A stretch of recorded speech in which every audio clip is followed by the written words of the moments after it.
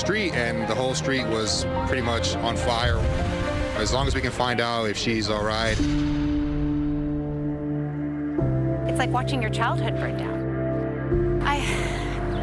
I studied at that Starbucks there for years, and it was a wonderful job.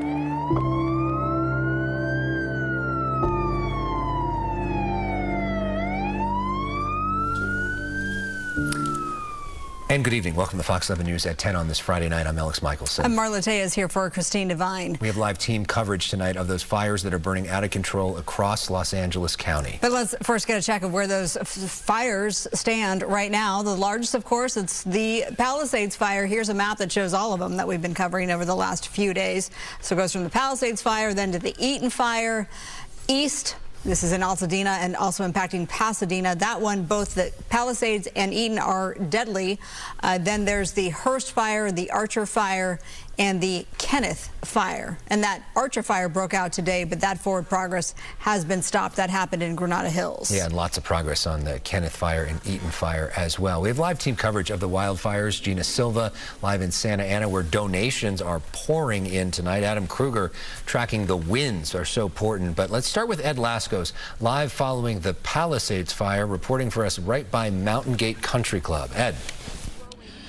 And you're right about that. The dramatic firefight goes on here this late hour. We're still talking about the Palisades Fire on the move, making a late night run. It's no longer in the Palisades, moving over the hills, lighting up the hillsides. It's now moving east, and it's now moving in the hills above Encino. Mikey will give you a look. Look at this tremendous glow that's been lighting up the sky, visible when it first started to make its run a couple of hours ago from Palisades Village, and it just grew larger and larger by the very minute. But the thing that has helped us tonight, dramatic airdrops, water drops, helicopter after helicopter, some 10 choppers making their rounds. Nearby is the Encino Reservoir. That's been a big aid in this firefight. Just a couple of minutes, they're able to go there, refuel water-wise, come back for their dramatic drops, and the reservoir full of water. No water issues here tonight. We, as you mentioned, are right near the famed Mountain Gate Country Club, and that ridge over there is the one where about the last half hour you actually saw the flames licking over the top, and to the right of the screen you could see the homes jutting out over the bluff here with their dramatic views of that country club, of the gated community, and those flames at that point looked getting too close for comfort. But those water drops, and I'm telling you, impressive, one after the other, maybe scattered maybe about 10 seconds apart. Those pilots are incredible. Talk about top gunners here. They were dropping pinpoint drops. Those flames quickly went down, and it's hard to imagine because you can't see it here, although you could see the glow. The topography drops straight down, and as we all know, fire loves to roar uphill. The radiant heat just blasted uphill, so that's been a tough part with the firefight. As Mikey gives you a look on the hillside here, smoldering a lot of it, a lot of the flames in that area beaten down by those water drops. Nothing being threatened there, but it's a different situation in Mandeville Canyon where they had some lines down. The big evacuation underway. The evacuation here at this point here in the Mountain Gate community seems to have eased. I say that because earlier the California Highway Patrol going around street to street, remember we were listening to them with their loudspeakers saying, "This is your last chance. Get out now." They had issued with their announcements threats that you had to leave now because the 405 would be closed. Now we're understanding that has not been the case. And the last warning I heard was, as they went by, the Highway Patrol saying, "This is really your last chance. Get out because Sepulveda is going to close soon." And apparently that has not happened. So that may have been a tactic, the urgency to try to get everybody out of here. And everybody did move very quick. One fella getting out, and I said, "Look at this glow." And he said, "I'm not worried about it." And I said, "Yeah, are you crazy? It's coming this way." And he was very calm to his point, and he said, "Look, there's no wind tonight. I'm not worried about it. It's not like the other night." And he made a very good point, because with the winds being very low, we had the opportunity to fight this thing in the air, and that makes such a huge difference. Mike, you'll give you a look over there to the far left of the screen, and the ridge over there is really lighting up. But again, it gives you an idea that this fire, the containment is really, really low here, lower than you want. But look at to the point of the winds, those smoke, just the pillars of smoke kind of easing straight up. Nothing like we saw. Remember that firefight? Was it Tuesday night in the Palisades? You kind of lose track, but oh my goodness, we haven't seen that here tonight, and these water drops have made the entire difference in fighting back this fire, at least from this perspective, guys, here at the Mountain Gate community. Ed Lascos, we appreciate you. Thank you so much. Let's go now to Fox 11's Susan Hirosuna. She's also on the west side. Last time we checked in with you, you were right near the 405. Exactly. We are on the east side of the 405, and yes, you've been talking about the possibility of shutting down this freeway, but you can see the traffic is free flowing. I do want to point out a couple of things. Since we started talking to you, all of a sudden the lights went out. I still see some lights at the Skirball Center immediately across from us alongside the 405, but just look how dark it is. I don't know if you can tell. I can say that the Skirball off-ramp is shut down. No one is allowed to get off the freeway at Skirball. There was talk about shutting down Sepulveda. There was some traffic cones that were put up as I was trying to make my way to this location on Van Nuys Boulevard and Ventura Boulevard. In terms of what we're seeing as far as the glow, the glow seems a little actually dimmer now than when we first got here. We have seen some aircraft overhead. Mostly what we've seen is a lot of lights and sometimes sirens because the fire trucks are coming seemingly from the north and south. We saw quite a few of them get off the freeway here and then circle around on Skirball Drive and then up over Mulholland that then crosses over to the west side of the 405 and into that area on the top of Mulholland overlooking the San Fernando Valley. So to the best of our knowledge, they are responding to the threat to the homes because everyone knows how densely populated it is once you're looking from Mulholland, or what they call Dirt Mulholland, which is really a fire access road. And then as you go into Encino and Sherman Oaks and Tarzana, then all of those areas would be at risk. Right now, it's just, as you mentioned, really the only evacuation orders are more towards the south side of this Santa Monica mountain ridge, but plenty of people are on edge and thinking, I got to be ready to go if necessary. But I agree with you. It looks like the situation seems a little better thanks to whatever they're doing on the other side of the ridge that I cannot see. And yes, you are right that the 405 freeway not shut down. I cannot speak to Sepulveda. Marla and Alex? Yeah, what they're doing, Susan. And one more thing, sorry.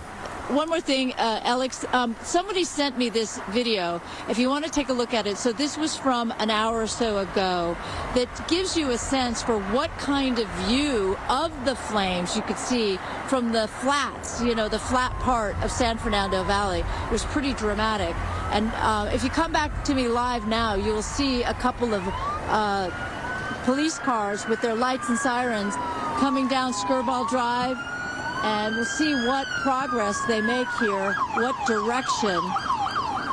It looks as if they're going through the Mulholland intersection and not over the Mulholland overpass. So we're not quite sure if this has anything to do with what's going on. But again, you know, people are so on edge right now, yep. Alex and Marla. So, you know, if you're trying to get out for from your home and try to get someplace that you believe will be safe, I will tell you that as I was driving on Mulholland Drive trying to get here, I thought I was going the right rate of speed, and then the person behind me honked, and I thought, why? Because you're just so anxious to get out of the area, perhaps.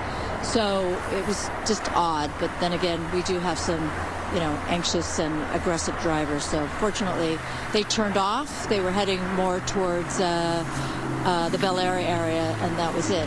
But yeah, constantly we are seeing evidence that there are a lot of first responders that are traversing this area, sure. Either coming this way on the east side of the 405 or going away from us towards the Santa Monica Mountains.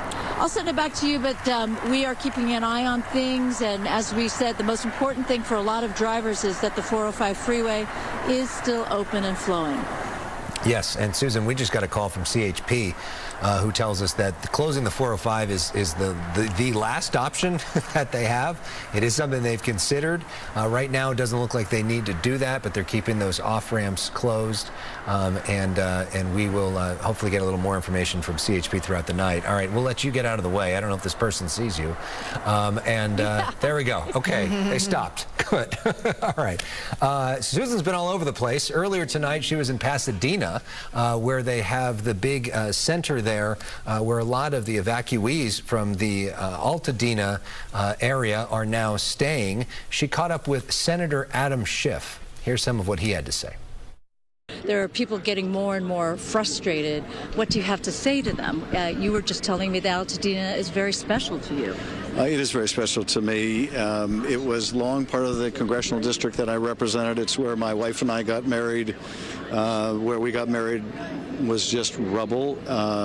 So many hundreds, if not thousands of people who have lost their homes here are devastated. I think we are going to find that many of them had no insurance because their insurance policies were being canceled and new insurers were refusing to cover them, or it was cost prohibitive. So this is the beginning of a long road back for so many residents of this community that I love, and I'm determined to make sure that it gets all the resources it needs to recover. All right, that was Susan Hirasuna earlier with our new Senator Adam Schiff. Okay, so live look from Chopper here. We've seen a lot of these images tonight with the hillsides on the west side of Los Angeles aglow. This is the Palisades Fire. The other fire that we're watching, though, is in the Altadena, Pasadena area. The Eaton Fire, it's burned more than, or close to 14,000 acres. But you know what? People have really come together to make donations for the victims. So let's add some brightness to this newscast and show you Fox 11's Gina Silva. She's live. And you, my goodness, look at all of those donations. You're at the Santa Anita Raceway in Arcadia. That's right, Marla. It is time for some positive news. Just take a look behind me. This is a massive outpouring of community support. Take a look at everything people are bringing. They're bringing shoes, they're bringing clothing. I've seen diapers, a lot of water, and so many food vendors who came out here to give free food to all of those folks who've been displaced. You know, this is the power of social media. Influencers posted they wanted to help the people who lost their homes, and here is the result. I'm using my platform and my friends to be able to, gather up as much help as we can to be able to get back to everybody that, that's been going through hard times right now. And I brought my food truck. I'm blessed, and I want to be able to bless others. So talk to me about what moved you to come out here.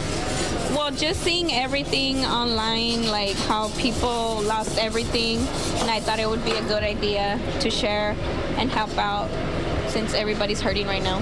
I walked the burn sites yesterday, and it's just devastating. You see people sobbing in front of their homes, trying to get items, trying to retrieve things from their homes, some people not being allowed in.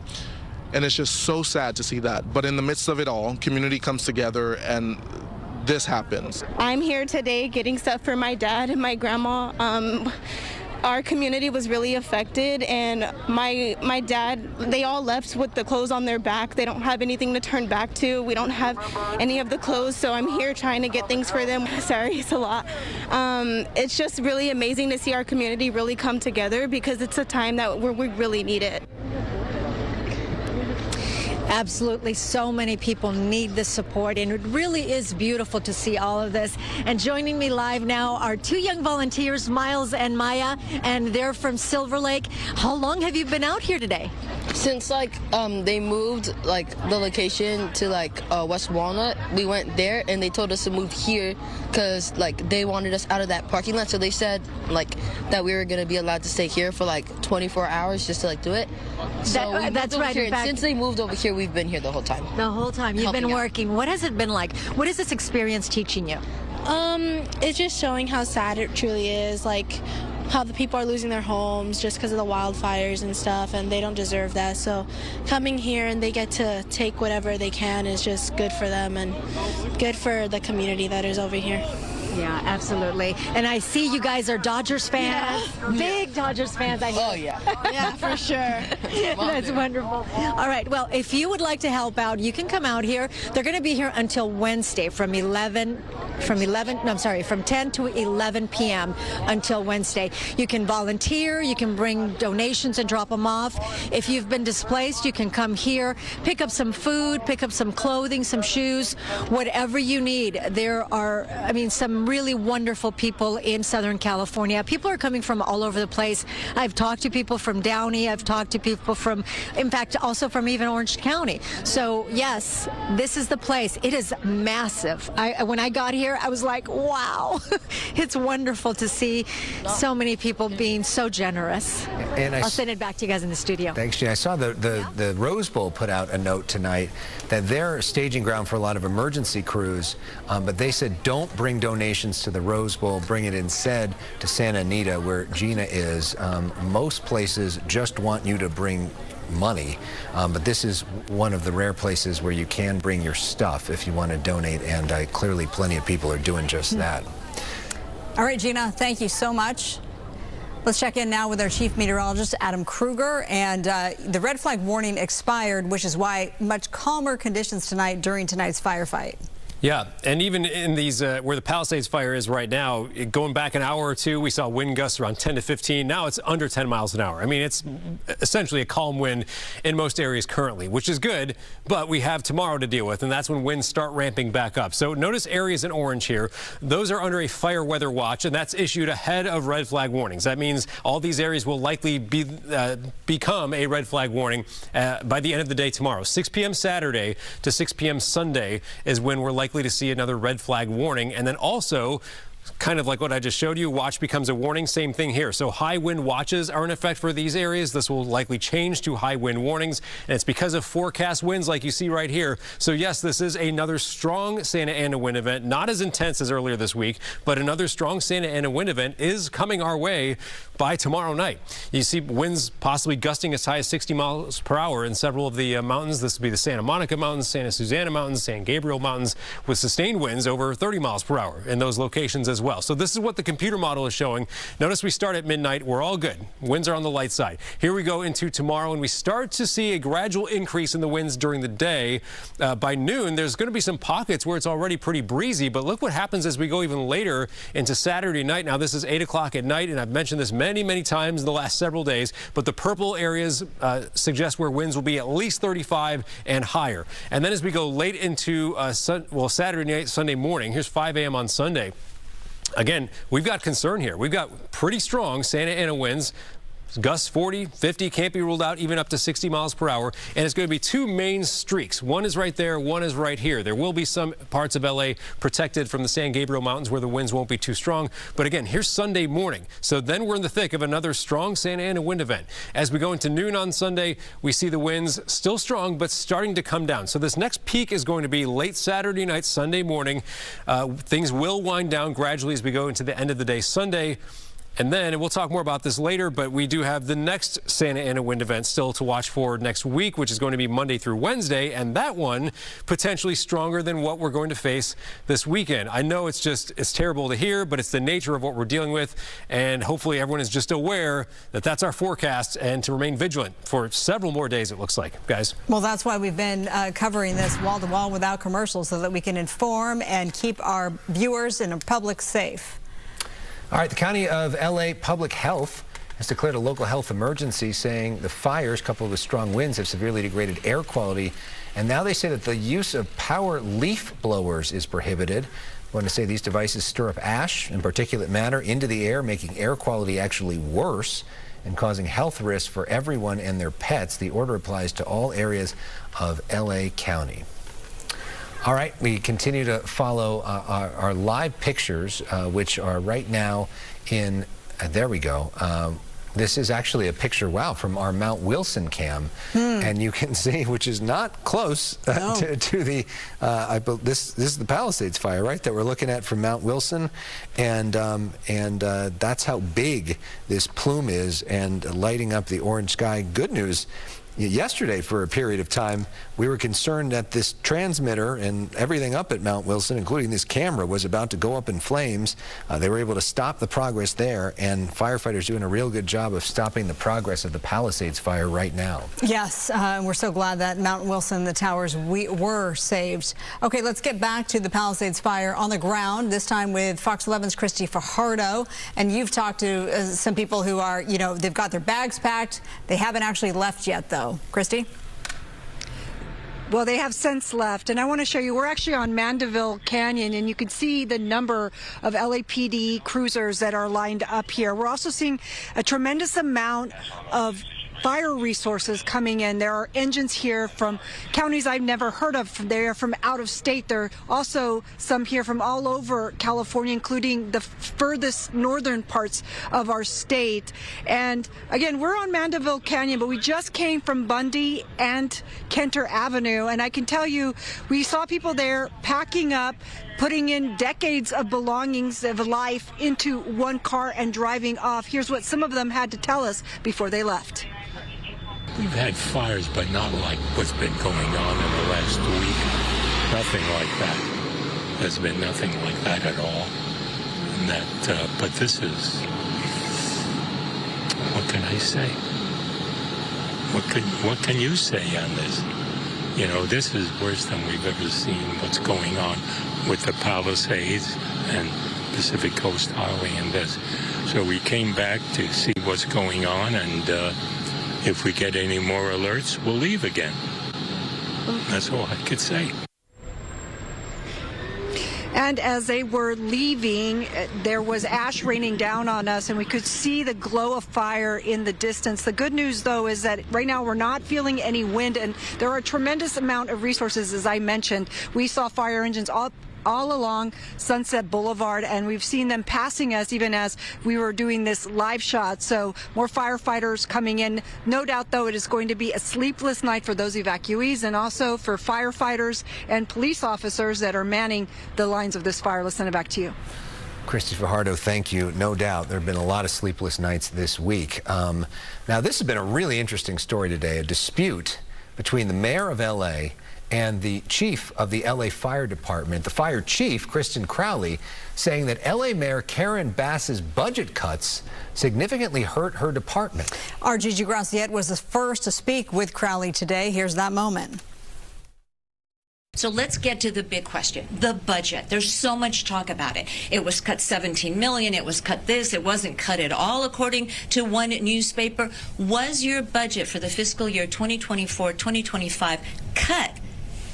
I can tell you, I'm going to even go back further than that. Again, since day one, we've identified huge gaps in regard to our service delivery and our ability from our firefighters, boots on the ground, to do their jobs. Since day one, this is my third budget as we're going into 25-26. What I can tell you is we are still understaffed, we're still under-resourced, and we're still underfunded.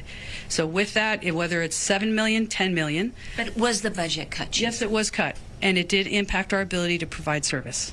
Let's talk about that memo. You sent a memo, a scathing memo, to the Board of Fire Commissioners where you expressed your concern that you were not going to be able to do your job. Your firefighters would not be able to respond adequately to a major emergency like a wildfire, like what we're seeing right now. Right. So understanding where our services gaps are, number one, is understanding where our firefighters need in regard to their equipment. Now, let's focus back on what our people need, and what they need to be is properly funded and equipped. Whether it's $7 million or not, it doesn't matter. It impacts our ability, just like you said with the board report, of our ability to provide service, and that's on a normal day. Our firefighters are running over 1,500 calls. They're transporting 650 patients a day on a normal day, let alone the last 3 days of what we've had with significant impacts that have changed the communities that we serve, their lives forever. So with that, we're going to continue to fight for what we need to. That is my job as the fire chief of the best fire department in the world. In December, you wrote that memo. You said that these budget cuts were going to severely affect your department, from everything from brush clearance checks to make sure homeowners were doing what they needed to do, to fire hydrant checks. And yet you heard the mayor just yesterday say, no, those cuts did not affect the ability to serve and would not have changed anything in this situation. What is going through your mind? And I know this is difficult. There are a lot of politics at play. You are not a politician. You are the woman responsible for all these men and women at LA City Fire and for our residents in the city of Los Angeles. When you hear the mayor say it didn't affect anything at all, what is going through your head, if you can share that with us? Sure. So just full transparency. Again, my position is to make sure that our people get what they need to do their jobs, and also, mind you, that they get to go home to their families. The amount of calls that our firefighters are running today has doubled since 2010, a 55% increase with 68 less people. Full transparency, this isn't a new problem for us. Since the 3 years that I've been in the seat, I've sounded the alarm to say we need more. This is no longer sustainable. So with that, we're now in a position to be properly funded. We are screaming to be properly funded to make sure that our firefighters can do their jobs so that we can serve the community that we took an oath. But when the representative of the city says the cuts that were made and signed did not affect the response to the fire that is being criticized, the response that is being criticized by so many people, what is going through your mind? Yeah, just again, the full transparency of the documentation, of being able to sound the alarm. Does it make you mad? I don't know if it makes me mad. In the end, that is my job as a chief, to make sure that my voice is heard, and my voice is amplified from the needs of what our people need to do their job. So tell the city, well, tell the residents, tell the people that are out there. I mean, thousands and thousands of people have lost their homes, and they're looking to blame someone, and it's not the Santa Ana winds necessarily. Right. They are looking to blame administrators. Right. What is the message here? And have you had a one-on-one with the Mayor Bass and said, hey, I told you so. I told you this was going to affect our ability to respond to a major emergency? I would start with a message to the community. I think they already know in their hearts that our LAFD firefighters are here to serve them, first and foremost. Again, none of us on the fire department are politicians. We're public servants first. We took an oath to serve the public before ourselves and even before our families. So with that, I want to focus on path forward. I want to focus on what the LAFD needs, what I need as a fire chief, and what our people need to do their jobs to make sure that we can save lives and that we can protect property to the greatest capacity, but we need to be funded appropriately, and that's where my head is, you asked. The mayor said it didn't affect your ability to respond. Did it affect LA City Fire's ability to respond, starting with the Palisades Fire and then this domino effect of fires, including the Archer Fire that we're seeing happen right now in Granada Hills? Yeah, I think obviously any budget cut is going to impact our ability to provide service. That's at this point, that is a ground truth in regard to our ability. If there's a budget cut, we had to pull from somewhere else. What does that mean? That doesn't get done. There's delays. So in the end, again, I'm going to focus on getting us what we need from this particular catastrophe and disaster and how much it's impacted the communities that we love. I got to go after the things that will help our firefighters, keep them safe, and make sure that if and when this ever happens again, that we're properly funded and that we have the ability to do our jobs and keep people safe. So after this exchange, there was a meeting that was called between the mayor and the chief, and then there was reporting done, not by us, that the mayor had fired Chief Crowley. We learned tonight from a statement from both the mayor and from LAFD that she wasn't, that Daily Mail article was not accurate. And so the mayor says that Chief Crowley is still the chief. The LAFD says Chief Crowley is still the chief. We'll see if the mayor and Chief Crowley appear together tomorrow. There's supposed to be another emergency briefing at 8 in the morning, and we'll see. The mayor was supposed to be at a briefing with Chief Crowley tonight, and neither one of them showed up. So we'll see what happens tomorrow. And we continue to look, by the way, at these images of that looks a lot better, doesn't it? Yeah, they have made progress. That looks like that's right up against the freeway there. Oh, okay. So as we approach the 10:30 half hour, we continue to follow this breaking news. Usually at 10:30 on a Friday night, we would welcome you to our political show, The Issue Is. And I just want to make a brief look at that. Look at that water drop. Look at that. Yes. Nicely done. The glow is less. That was one of the best ones we've seen. Yes. We love that. Okay, that's good. After everything we've been through, it's fun to watch that fire go out. That's amazing. As I was saying, usually at 10:30 we do our political show, The Issue Is. Tonight, our show, The Issue Is actually going to be airing at 1:30 a.m., so either stay up late with us or set your DVR if you want to watch it. Our guest this week, Governor Gavin Newsom, out in Pacific Palisades, and I also sit down with Bill Maher, so that you can watch that. We're hopefully going to have some of that conversation with Governor Newsom a little bit later on during this hour as well. Our exclusive interview with Governor Newsom coming up, but it is now 10:30, and we continue our live breaking coverage here of the mandatory evacuations in place for the Palisades Fire. Okay, we want to get this information out. This is especially important for those hearing impaired. Anyone who has lost their hearing aids or hearing aid chargers in the fires can get replacements for free. The 4 largest hearing aid companies in the world, they are coming together to make all of this happen. Also, a cochlear implant company has also offered to replace those lost items. For more information, there's some information on your screen. You can contact West Valley Hearing Center in Woodland Hills.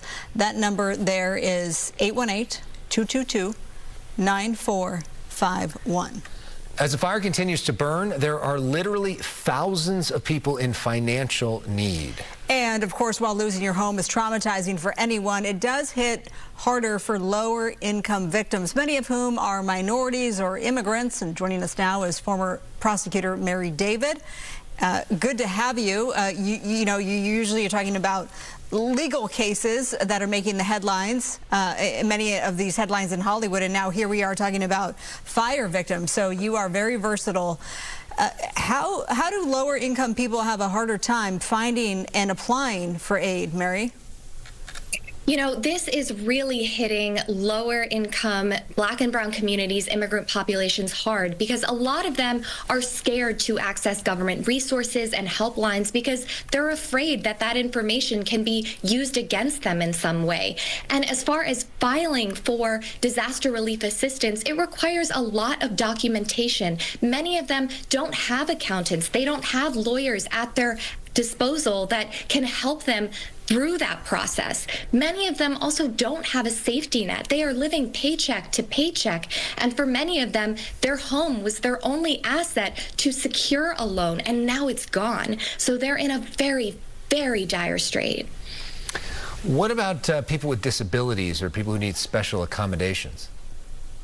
It's particularly tough for them because while perhaps in their own homes they've set up an environment where they can accommodate for their special needs that are required for their health conditions that they have or certain disabilities that they have, but now they're just looking for any place to stay, and a lot of facilities just aren't equipped to care for them in the ways that they need for their health. And so even if they're staying with friends, there's only so long that can work as a stopgap measure. Last question here. How can people be better educated in how to find and apply for aid? I mean, it's a web out there, especially under times of duress. It is such a web, and there are gratefully community resources. The LA Dream Center is one. The Los Angeles Legal Aid Foundation has a number of resources. It's important to stick with community pages that you can trust because there are also a lot of scams out there that people need to be wary of. And this is very pertinent, especially for anyone in a minimum wage job, fast food workers, front desk staff. It's so important to remember that there are so many people who are impacted by these fires who maybe lost their home, but also maybe lost their livelihood. Mary David, thank you for the information.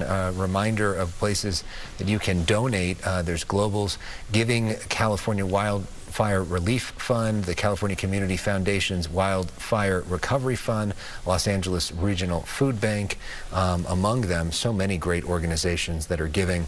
Thank you for raising this important issue, Mary. Hope you and your family are able to stay safe. Thank you so much. You both as well. Let's reset here at 10:30. A very long row of destroyed homes. Everything is basically leveled. This is what's left of moon shadows. I was watching the news. I'm gonna cry. I'm just so sad for everybody and had to do something. We are still understaffed, we're still under-resourced, and we're still underfunded. Did they fail you? Yes. We do have live continuing coverage of the fires burning out of control across Los Angeles County. Our team coverage continues right now with Ed Lascos, who is live following the Palisades Fire, which has been moving east towards the 405 freeway. Ed. And that fire is still on the move, even though we've had a brilliant attempt by the water-dropping helicopters.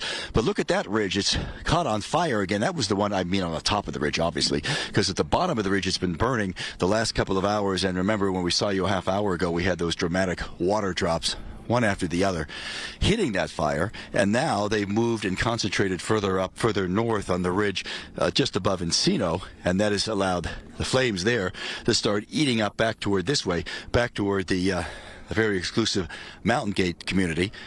The breathing is a little bit more difficult up here because we're getting a lot of ash falling down. Actually looks like a lot of white snow coming down. In the darkness, Mikey will give you a look. The buildings over here in the country club, they all have gone dark. I'm thinking that is a planned shut-off of power for safety reasons over here, and also along Mountain Gate Drive, a lot of the nice homes and the townhomes. Well, about 10 minutes ago, everything just went dark. So I think that's part of what they're going on here, is they're trying to control the area. The evacuations continue. Highway Patrol moving through here, although I don't see anybody more evacuating, so I think they've gotten everybody out, and the loudspeakers, they've been saying, you know, this is your last attempt to get out now before we have the road closures. That has stopped. So I think they're feeling a little more confident that they've got everybody out safely. But now the focus is really on these flames as they go through here. And on top of a lot of the ridges, we can see firefighters staged up there with their engines and their strike teams. So you could kind of make out their headlights and their lights through all the thick smoke as this fire moves through the ridge. But it's really been amazing. When we were over, I guess it was around 7:30 or so. Yeah, I think about 7:20 actually, in the heart of the Palisades, talking to you, visiting with you, and then all of a sudden we see this glow, and you're thinking, what the heck is going on? There's nothing really over here in the Palisades, sadly, that could burn at this point. And then you realize that the fire's moving to the north, it's moving to the east, we have more evacuations, and then you have this dramatic firefight in the air. They've beaten back a lot of the flames. That's the ridge there that's been coming up. Topography shows that it's a huge drop, so no wonder it's come up to the top of the ridge. But as we watch the helicopters now, they've moved further north, if you will, focusing on the far ridge, the hills above Encino, as this firefight, as you can see, is smoky, it is active, and it is nowhere near done late on this Friday night. Ed, thank you. And part of the reason that probably the power is out is the hills that we're looking at right here. This is Mandeville Canyon. There's a trail there. There's a lot of power lines along that trail. We were told that they were shutting off the power lines as a preventative measure. It's not clear to me if some of those power lines have started to burn, because where that fire is near, where a lot of those power lines are. Again, this is near the Mountain Gate Country Club above the 405 freeway. There's some homes right there, so we are worried about that area, but we are feeling good about the fact that they've really slowed the progress with continued airdrops. But you see a whole lot of ash, and let's get Ed a moment to catch his breath, because that is tough to be up there and tough to talk through that. Susan Harasuna is down below on the 405 freeway. Susan, we understand there's some activity where you are. Well, we saw a number of fire trucks go up over that freeway overpass heading towards Skirball Center, but then they turned to the left, which also sort of indicates that they possibly could be aiding the fire on that side of the 405. So we are on the east side of the 405, basically looking at the northbound lanes of the 405. Moving freely, by the way, but if you are intending to go southbound and get off at Skirball, you will be met by a lot of traffic cones and a CHP officer that will prevent you from doing that. We too have seen evidence that there's some kind of power outage, because this area was fairly well lit. Skirball was all lit up, the traffic lights were lit up, and then all of a sudden, boom, they went dark. So we are watching the way that the glow of the fire seems to be diminished from when we first got here. So perhaps that's a good sign indeed. Oh, we're seeing now, Gino, if you look to your right, you see this whole collection of fire trucks.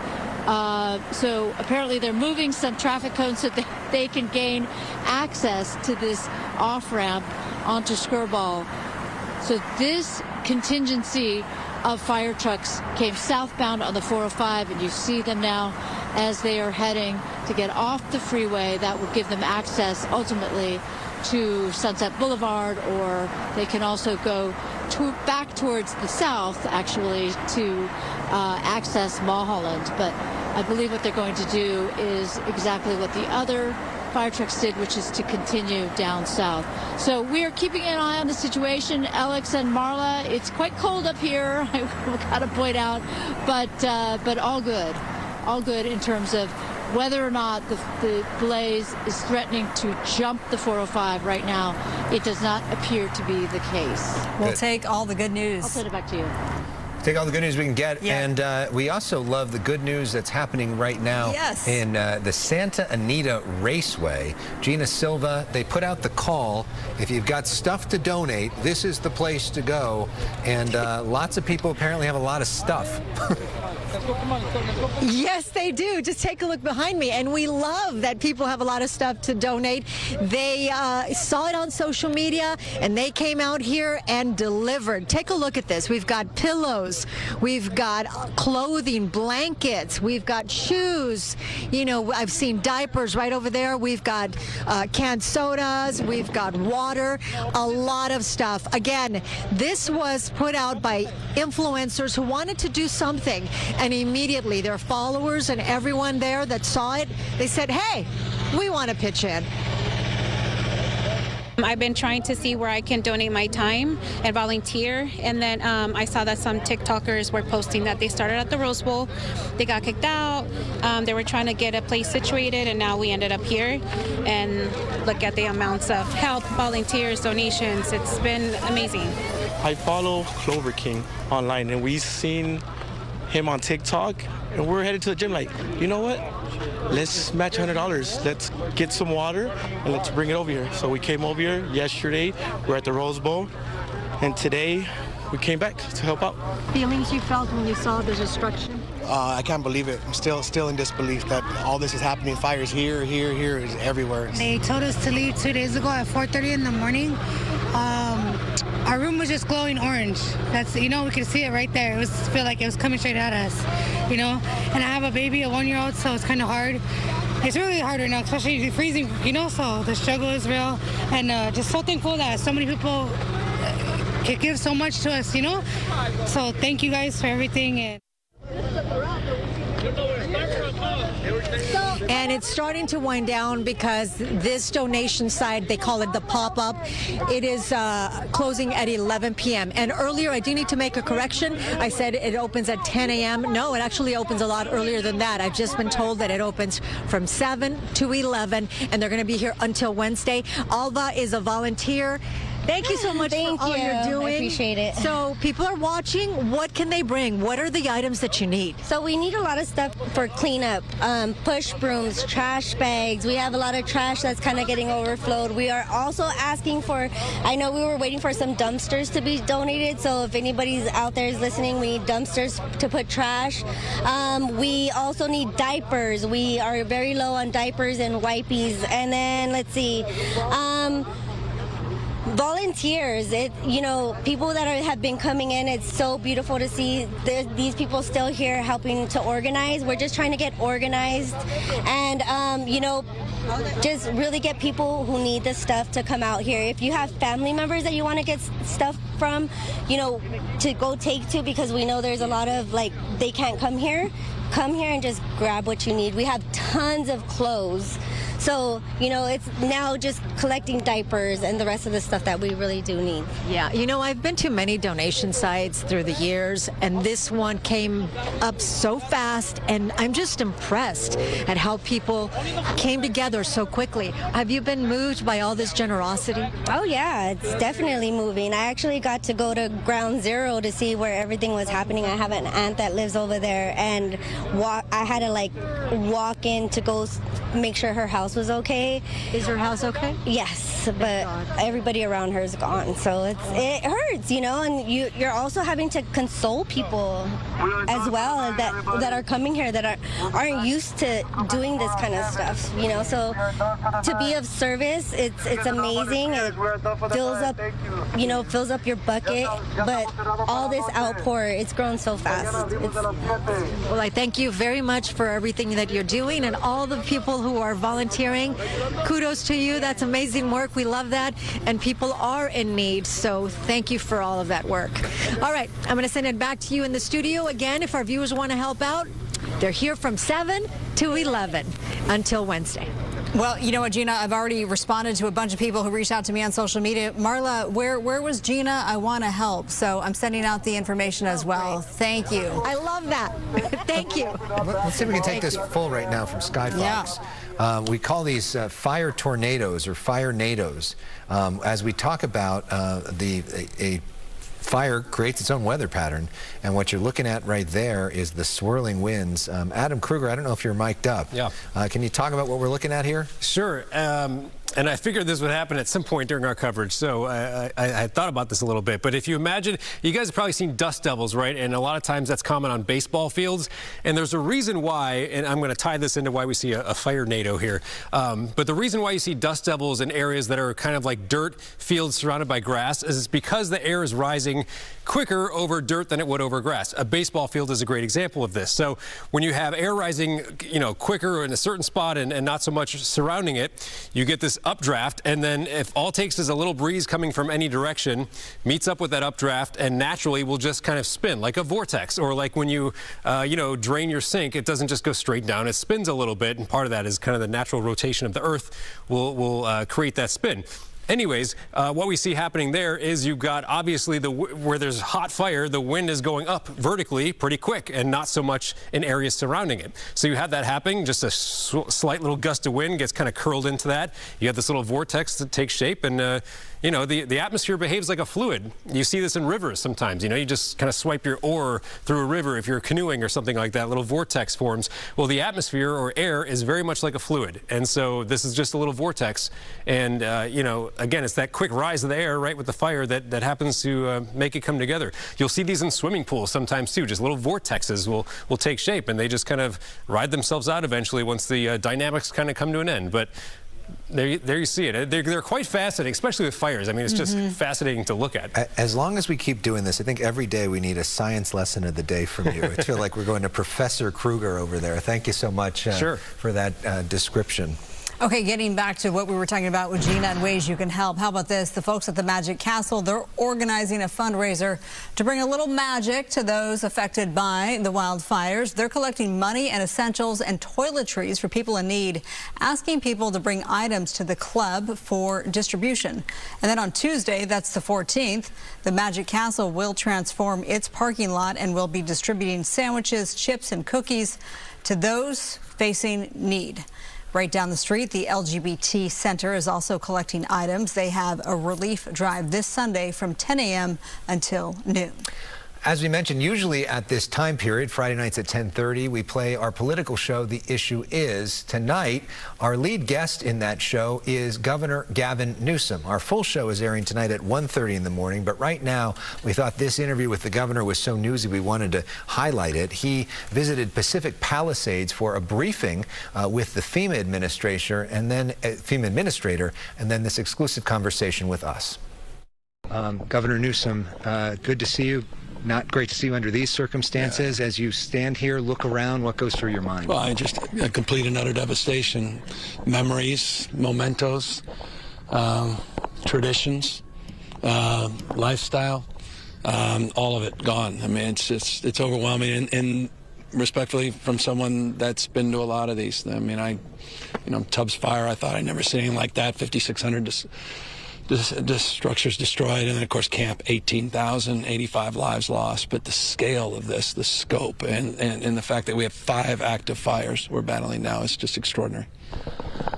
Rebuilding, not going to be easy. We know building housing in California is not always easy. Yep. Is there red tape that you can cut through to make rebuilding here move faster? If so, what specifically is that going to look like? We're looking at a series of executive orders. We're looking at a series of legislative pathways to absolutely focus and streamline all of that and really target.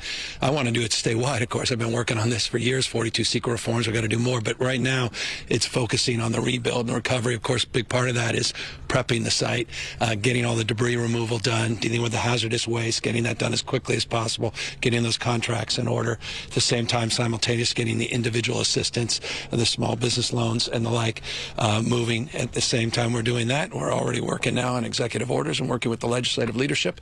I was just talking about legislative leaders on how we move to streamline that entire process. By the way, that includes some of the Coastal Commission work, particularly out here on the coast, where it's obvious that's going to be a huge issue too. I mean, so what specifically does that look like? We're working through old strategies that we did up in Paradise.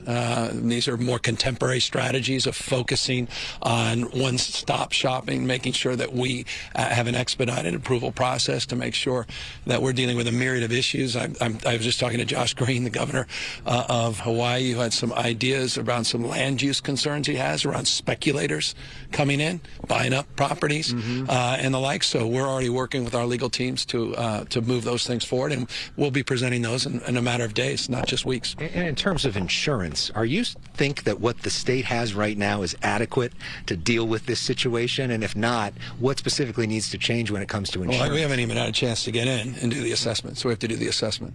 So that's number one, and then we'll be able to answer that question. But the scale and scope and the value of these homes is off the charts. So it's profound. The FAIR Plan has a reinsurance component.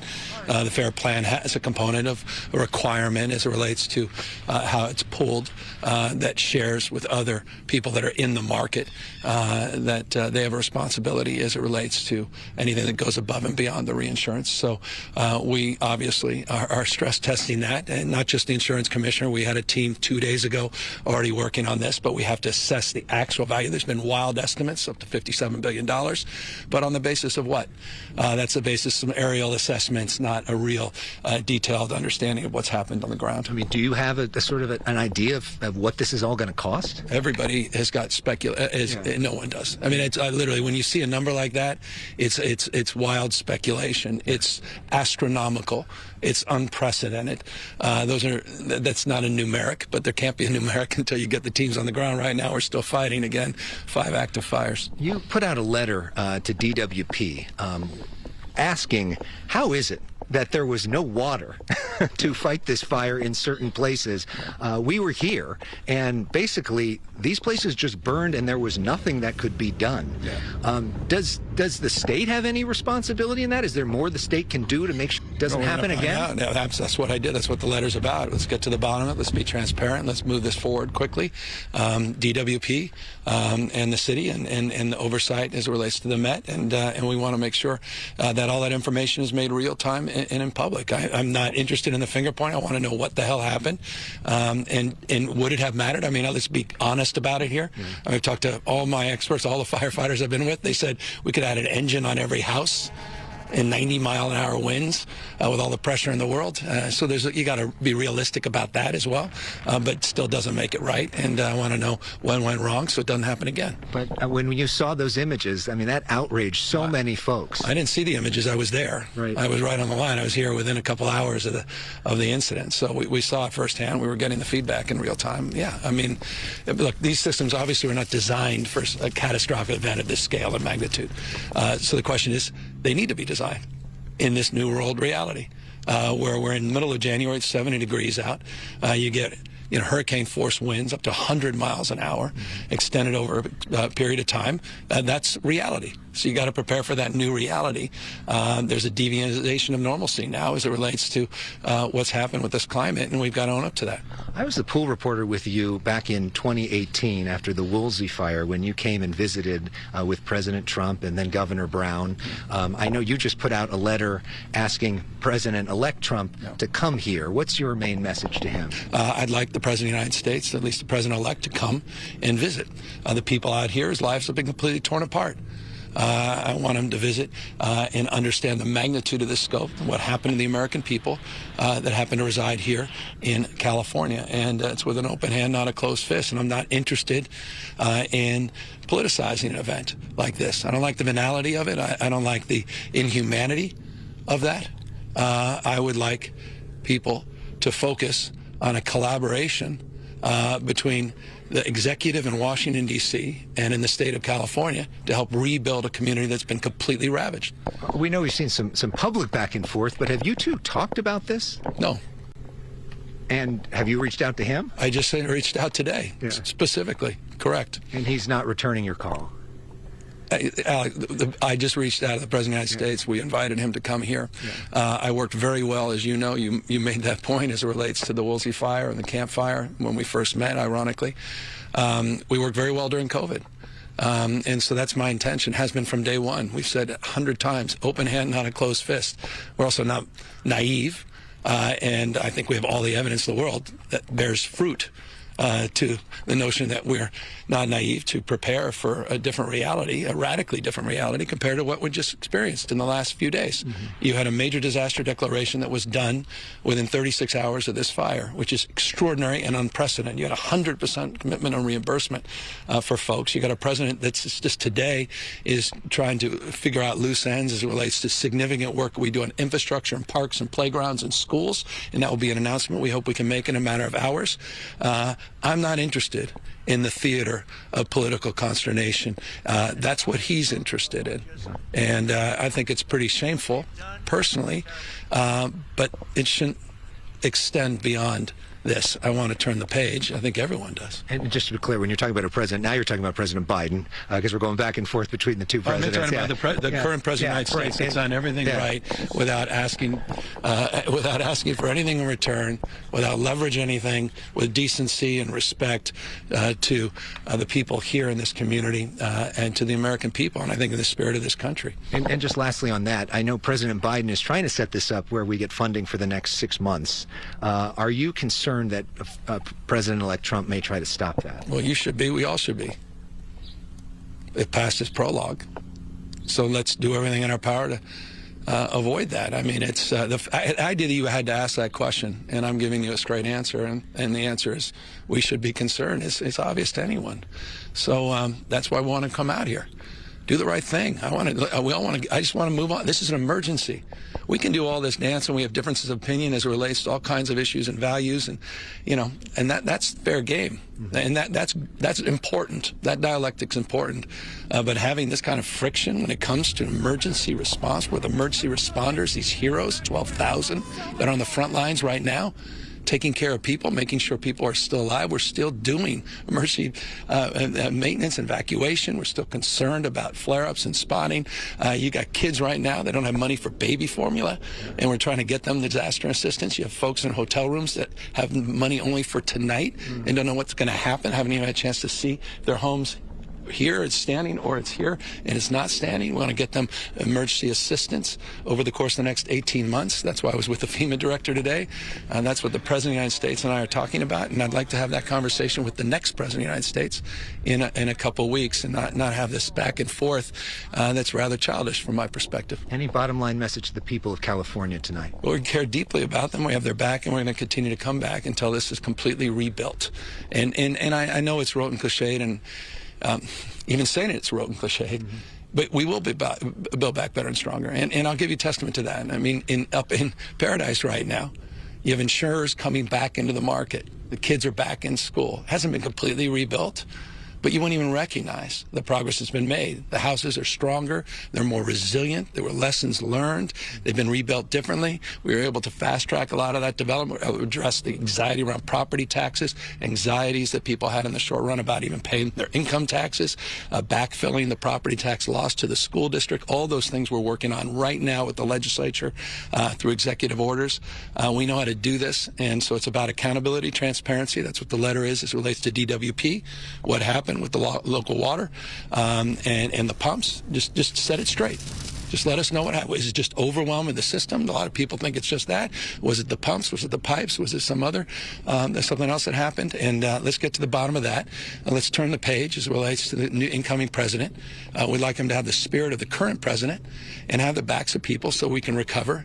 And this wonderfully iconic American city could come back as a tentpole of this state and the tentpole of this country. Governor Newsom, thank you so much for the time. Thanks for being here. Thank you. Governor Gavin Newsom talking with us today in Pacific Palisades in an exclusive interview. We will have a conversation with Bill Maher on The Issue Is, airing at 1:30 a.m. We're changing pictures here as we look at the Palisades Fire. Quick update from Adam Kruger on the winds. You have about 20 seconds. Okay, so tonight we see the winds stay on the light side. We get into tomorrow evening and the winds ramp back up. It's going to be the next strong Santa Ana wind event, not as intense as earlier this week, but it will be a strong Santa Ana wind event Saturday night through Sunday morning. And that's when we're getting back into high wind warnings and red flag warnings.